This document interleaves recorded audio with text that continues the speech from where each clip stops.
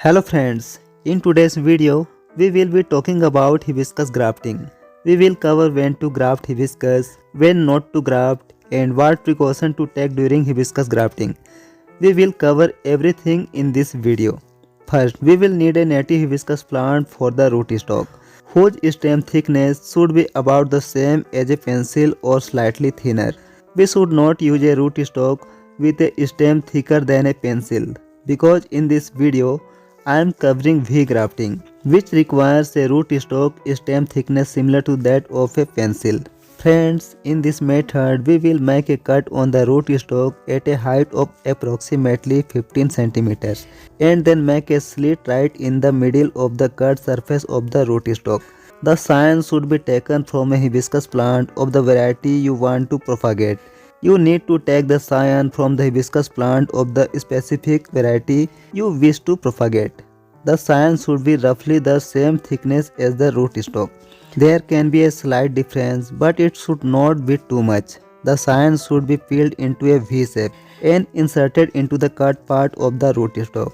Make sure to peel the scion to the same length as the slit you made in the rootstock. The scion should be set onto the rootstock and tightly tied with stretchable plastic. No air or water should be able to enter the grafted portion. If you are grafting during the rainy season, cover it with plastic and place it in a location with partial shade or even in full sun. The sunlight during the rainy season is not very intense, so it can be placed in either type of location. However, if you are grafting in the spring season, it should only be placed in a partially shaded area, not in direct sunlight. Friends, in the first update, you can see that our grafting has been successful and new growth is starting on the scion. If you see any new growth below the graft union, remove it immediately.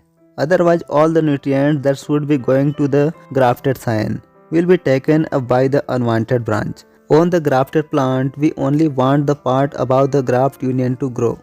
In the second update, new buds have also started to form.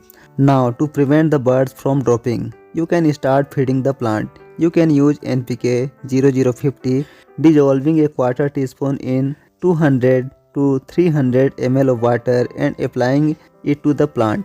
In the third update, you can see that one bud is now on the verge of blooming, while the remaining buds have fallen off because the plant is still young. It can't handle too many buds at once. But as the plant grows and becomes bushier, the shedding of buds will stop on its own.